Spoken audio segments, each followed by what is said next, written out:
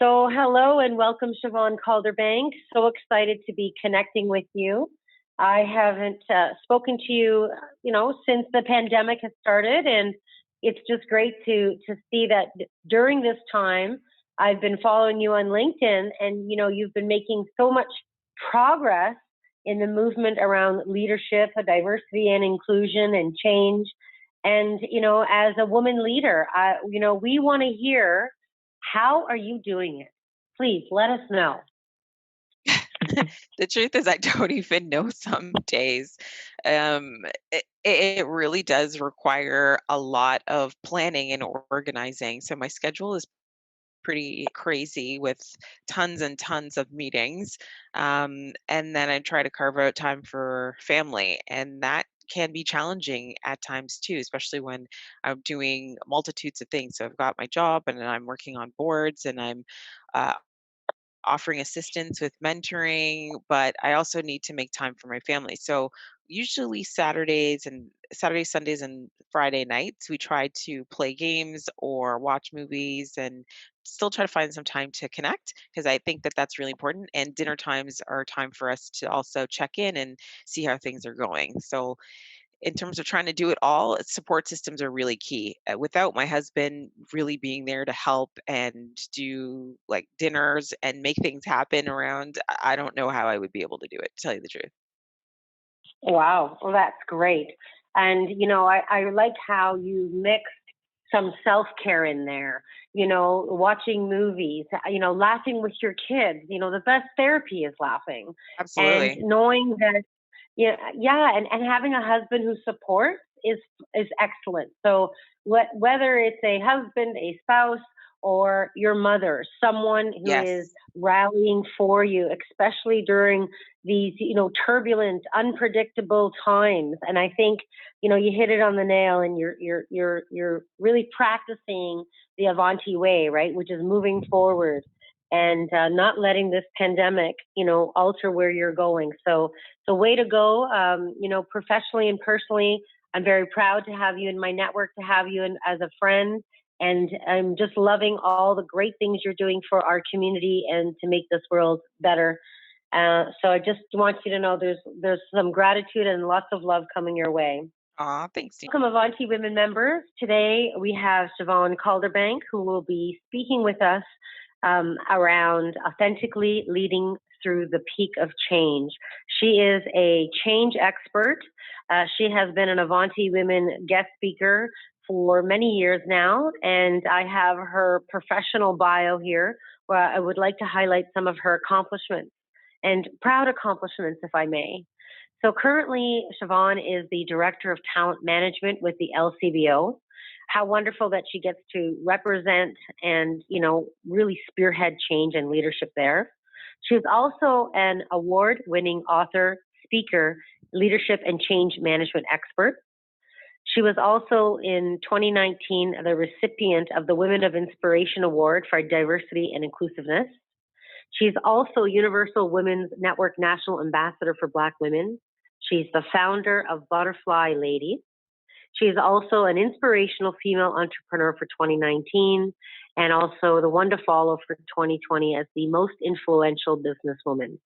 So, way to go. Welcome, Siobhan Calderbank. Excited to hear more about leadership and change and what we can apply in on our day-to-day lives to be, better humans, and also to be serving our community and our friendship circles these days. So, over to you, my friend.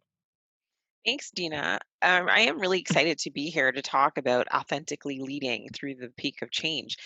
So many people are going through a lot of different disruptive change at this moment with the pandemic. And as leaders, it's really important that we lead authentically. And so we're leading with empathy and from the heart, but still making sure that things are getting done, even amidst all this chaos. So the typical question that people face when you're dealing with change is, why the heck is it so challenging? And the reason that it's so challenging is because oftentimes there's a mismatch between what we expect and what actually happens. Humans have a natural tendency to want to be in control. And when there is a mismatch between your expectations and your perceptions of what you experience, then we experience what we refer to as a loss of control. And we want to adapt to change by a combination of altering the situation and revisiting our expectations. So this is where the control part starts to click in. So the reason oftentimes with change is there's uncertainty and not knowing what the future is going to hold. And as we experience that, then there's a bunch of resistance that tends to occur.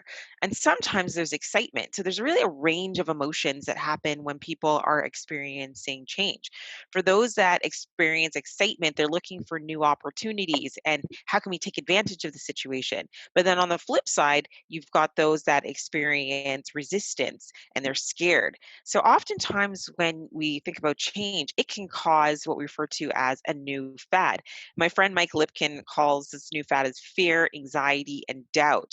And these are dominant emotions when it comes to change, and it can sometimes be immobilizing if we succumb to it. And then to top all of this off in this situation right now, as we're dealing with a pandemic, we are facing unprecedented change. With COVID-19, it's really hard to figure out, well, what's going to come next because this is all new to everyone. And then when you're in that midst of the change, it's hard to see what to expect and to take full control of it. When we think about COVID-19 and the pandemic that it presents across the world, it is massive, it's messy, it's miserable, and it's caused a lot of tragic loss for many people, their lives and their livelihoods. And there's an uncertainty in terms of what's the end of this going to look like. And while there's no precedent for the magnitude of this crisis, there are lessons to be learned from previous disasters like the Ebola or the Hurricane Katrina, Gulf of Mexico oil spill, global financial crisis. And, businesses did recover even when it got to the point where they were near financial ruin.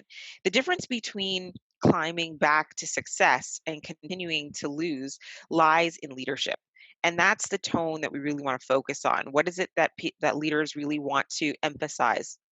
It's how do they demonstrate partnerships, collaboration, flexibility, and how do they redirect activities so that their staff can start to imagine and re-innovate. And this is where we start looking at the peak of change. And the peak is really what we refer to as that turning point when businesses and communities that are facing danger, they really are able to sort of make that pivot and change. When crisis looms and things start to spiral out of control, this is where people start to get nervous, and they can look at the situation and then they have two choices. They can either view it as positive or negative.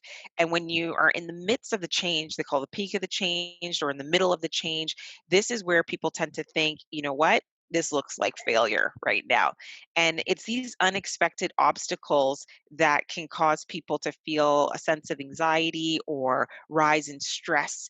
But the fact is, if you actually give up, by definition, at that point, it is a failure. However, if you choose to persist, pivot, and persevere, there is hope in finding another successful path. So, this is really what good leaders do. They focus on what is the crux of where we want to go, and let's pivot and change our direction so that we can lead people, and we want to do this in a very authentic manner. So what is authentic leadership? What does that look like? So when we think about authentic leadership, there's a number of different characteristics that come to mind. So I'm going to show several of them on the screen here. So you see things like being transparent, being a role model, being self-aware, knowing who you are, knowing what your values are, being proactive, consistent, to be able to be purposeful, intentional, and being a facilitator of conversations and situations, being ambitious or focusing on the operational. The reality is, authentic leadership takes on a multitude of different facets, but there are three key aspects of authenticity. It's being true to yourself, and knowing your true purpose and always operating with intention. When you know who you are and what is your key values, it's easy to operate in an authentic manner. So you have to have alignment between what you say and what you do and how you feel. This brings consistency. And when people see a consistent manner in which you operate, that increases their trust in you and you come across as being more authentic. And when you are clear in terms of knowing what your purpose is, then you can make intentional value based choices and decisions. And then again, it reinforces that consistency.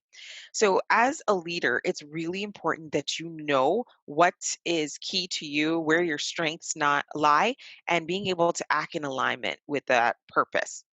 So, as a leader, I mean, obviously things don't always go as smooth as we may like it to be, but we still want to make sure that we're always operating with integrity, with respect, accountability, and collaborating with others. This is what helps us deal with challenges when we're faced with them.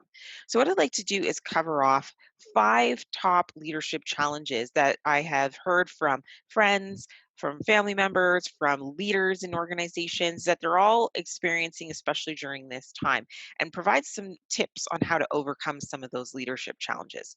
So, the first one is, how do I navigate through all of this noise, through all of the tons of information and news and all these different things that are coming at us, which can cause a lot of friction.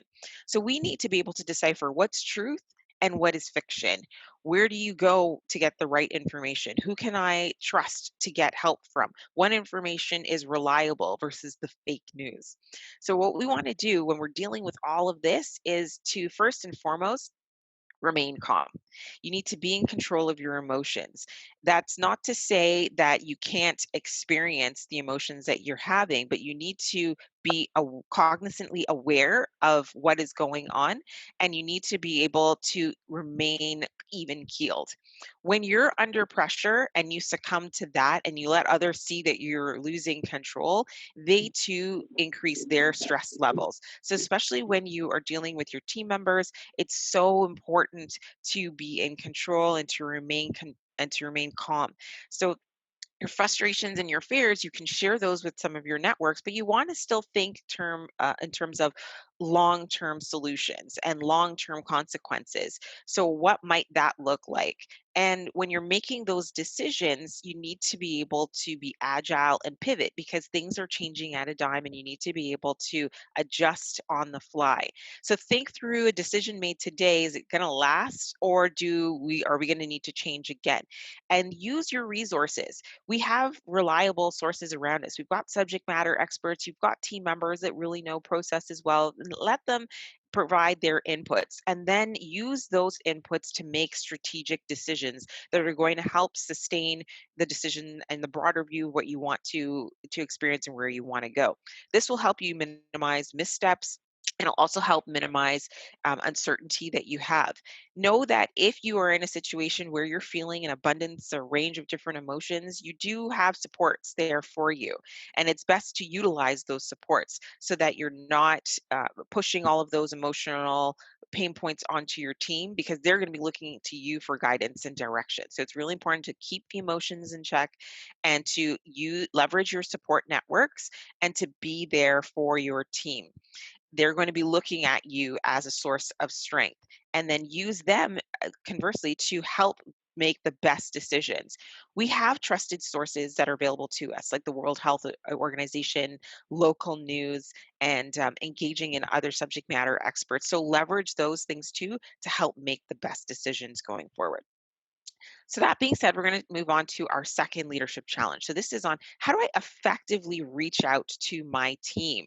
So this one I heard from a lot of people because it's like, well, I want to make sure that my team's okay, but at the same time, I still want to make sure that work is getting done. So how do I do that? So this is where we start looking at the difference between checking in and checking up. Nobody wants to feel micromanaged. So that's where the checking up comes into play. We want to check in with our team members. So what is the difference between checking in and checking up? So checking up looks like, well, what are you working on? Versus checking in is, how are you doing? When we check up on someone is, what supports are you providing or our customers, versus what supports do you and your family need right now? When you're checking up, it's, what how many hours are you working? When you're checking in on someone, is what flexibility do you need to balance your work and your family members? When you're checking up, it's how are you taking care of all of your work versus when you're checking in, how are you taking care of yourself and how are you taking care of your family? When we're checking up, it's what milestones and projects are you working towards this week? So it's very focused on the end result. Whereas when you're checking in on someone, it's well, what milestones or projects need to be adjusted or reprioritized?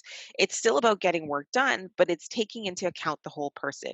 And McLean and companies did some really great research. And when they find that a manager really cares about you as an individual, you're 2.9% more engaged than you are if your manager doesn't demonstrate care and consideration. So it's really important to show that balance when working with your team.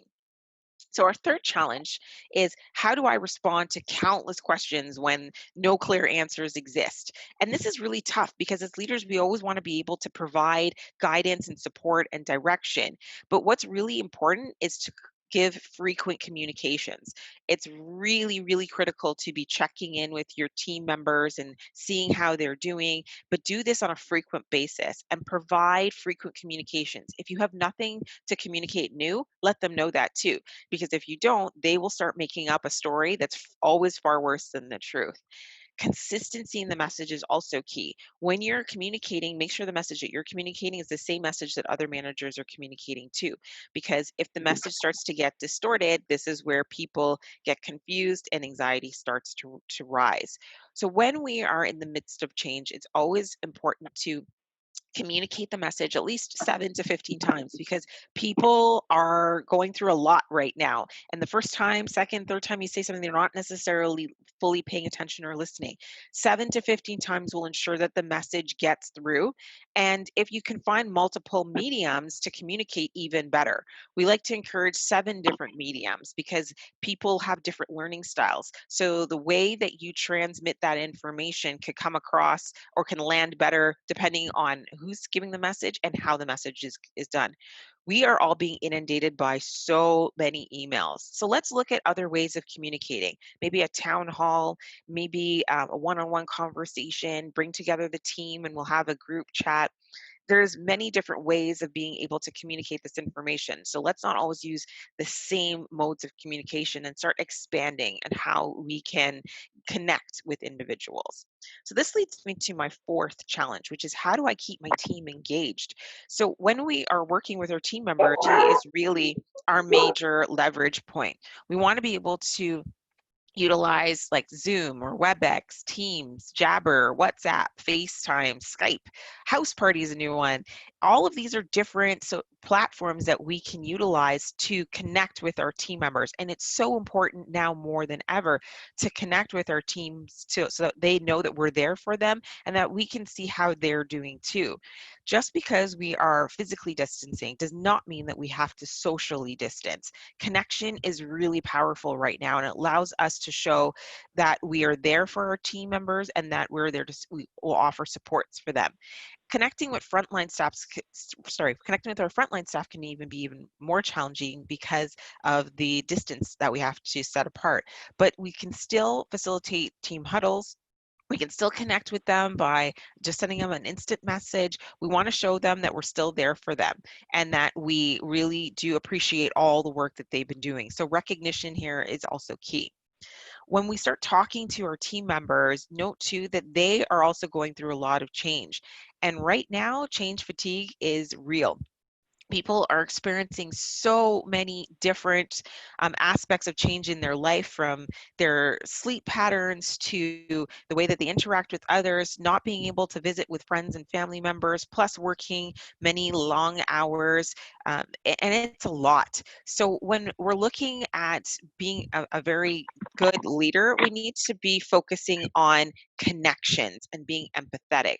Most people right now are just focusing on how do I survive? How do I just stay safe? So trying to push them towards self-actualization or even self-esteem may be a bit too much. But what we can do is ensure that they feel a sense of connection and belongingness. So that is the area that we want to connect on. And then making sure that are they okay? So this is where we want to make sure that we're checking in with those, especially those that are struggling and having a hard time. Mental health right now rates have been increasing. So we want to connect with people and lend a helping hand, even if it is virtual. How are you doing today? And what can I do to help and support? And that will really truly make a very big difference. People have a very broad range of emotions, as I mentioned at the beginning of today's session, when it comes to change. And being able to juggle those emotions are really can be challenging. I mean, if you think about the amount of time that we've been away, and many of us have been working from home. How are you feeling? And I'm sure your emotions are ranging anywhere from feeling overwhelmed to, you know what, this is a great opportunity to reinvent myself. Or maybe I'm nervous because I don't really know what to expect. Or I'm frustrated because I don't know what is expected of me or what to do. Or I'm just tired, like physically exhausted. And for some of you looking at this, you're like, I'm a combination of all. And that is totally acceptable. I mean, the reality is when we're going through change, we're going to be feeling all of these emotions at different points. And as leaders, we experience this and we need to be empathetic to our team members because they too are also experiencing a broad range of emotions. The key as a leader is to know your team members, get to know them on an individual basis, and then adjust your approach. For some members, you're going to want to provide more means of communication because they need that. And for others, you just need to check in with them on a consistent basis, but they need more opportunities and more flexibility to just go and do what they need to do. So you need to adjust your style to meet them where they're at and then help them through this change.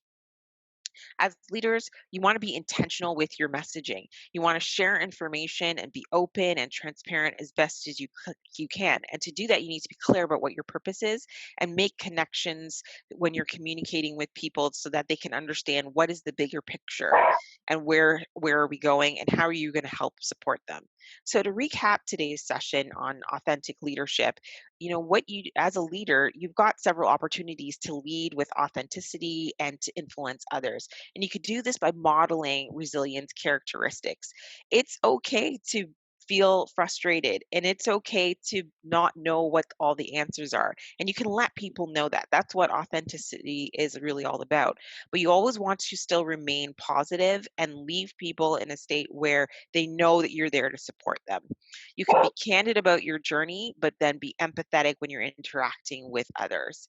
Manage the frequency and the consistency of the communication. Remember, 7 to 15 times when you're experiencing a change, you need to communicate it and try 7 different modes of communication. Engage with your teams. Make sure you're showing them that you're there to help them. Check in with them, not check up on them. Address mental health concerns. If you see that your team members aren't acting the way that they normally do, this is an opportunity to spend some more time with them and to see how they're really doing and offer them supports if they're struggling.